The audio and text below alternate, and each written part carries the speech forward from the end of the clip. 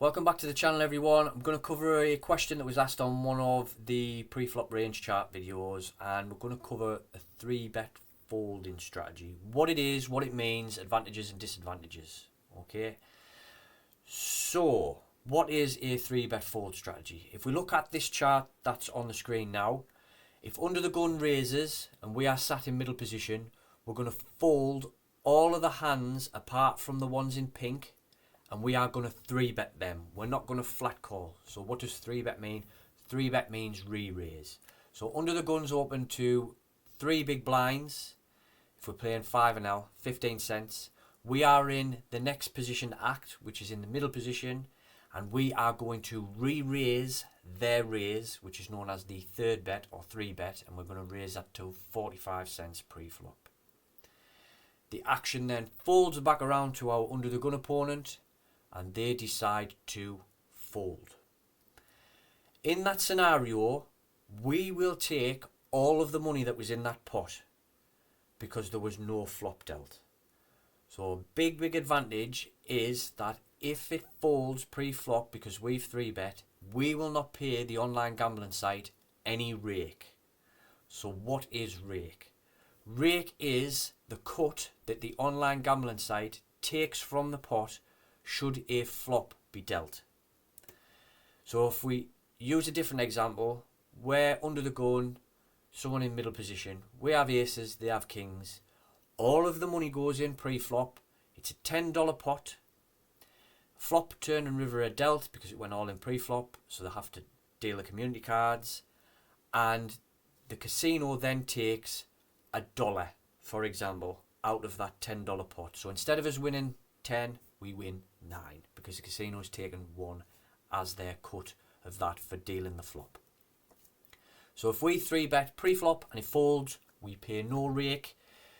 If we call, obviously a flop will be dealt and we'll pay rake on the rest of the action in that hand at the end when the final pot's worked out, whoever wins it.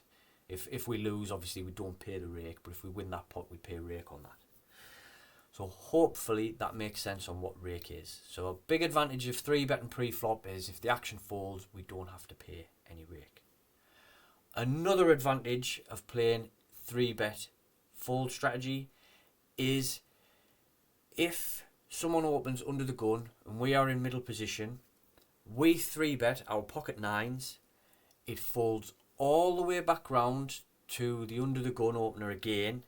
They then 4-bet, put a re-raise in on top of our re-raise, which is the 4th bet, a 4-bet. We are pretty sure they have a very strong hand, which will likely be at the micro stakes, ace king off, ace king suited, aces, kings and queens, more than likely. So we can then decide our pocket 9s, how's it doing against that range? Not very good at all. Unless we are very deep stacked, we're probably best off folding, okay? Because only 1 in 11 times will we hit a 9 on the flop and hit our set. So if we're playing 100 big blinds deep, it's not worth the call. If we're 300 big blinds deep against somebody who is 200 big blinds deep, it's worth calling because we could win a massive pot if we hit our 9. If we don't, we just fold. Alright, so big advantage there. We can narrow villains' range down because obviously they're super strong stuff. They'll 4-bet. They're stuff like king jack suited, they might just flat call. I will caveat that though, is that at the micro stakes you will find people that will call you 3-bets with ace 9 offsuit, ace 8 offsuit and jack 10 offsuit, 7-8 offsuit. Just all sorts of stuff that they in theory should never ever call with, but they don't watch videos like this and they don't read any books and they don't study. So a disadvantage there is, even though we think we're narrowing villains' range down, sometimes we're not, because they'll just call you with any 2 and we end up in a bloated pot with a mediocre hand against a fishy player that's calling with any 2 cards. So advantage there, we narrow range down in theory most of the time, but in reality at the micro stakes we won't always do that. So you can be in quite large pots with mediocre holdings that you aren't too comfortable with.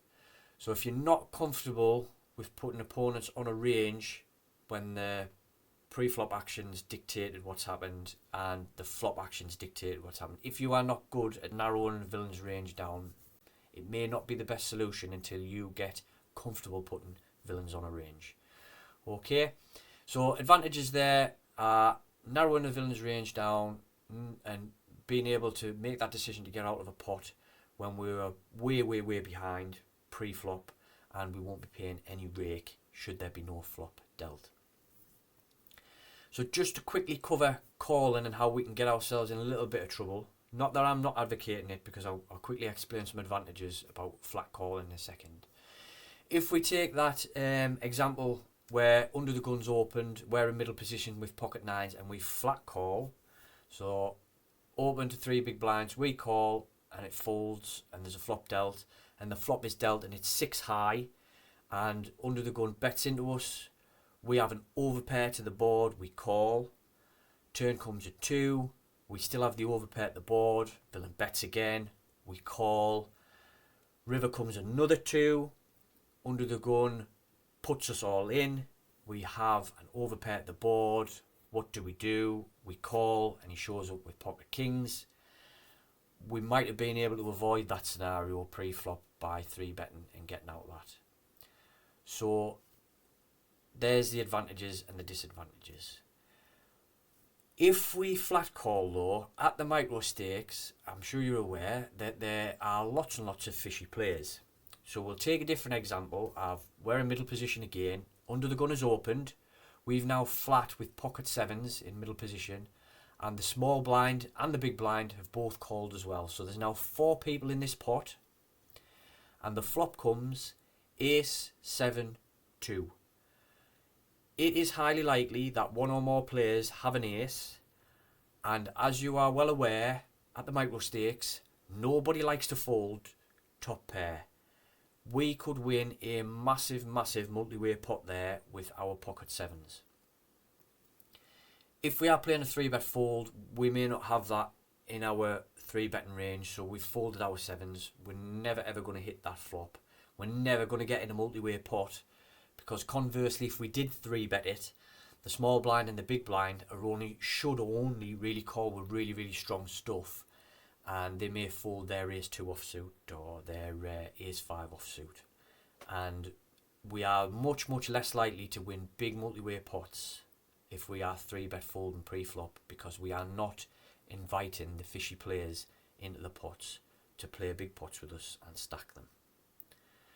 So hopefully that has covered the advantages and disadvantages of 3-bet fold strategies. There are some on the channel if you'd like to have a look at the 3-bet range chart. It's basically this one that's on there that you can have a look at if you are interested in that. And if you want any coaching, which is you send me a video of an hour's play, me reviewing it and plugging some leaks for you and sending it back, drop me an email. The email's in the description, and I will see you in the next one.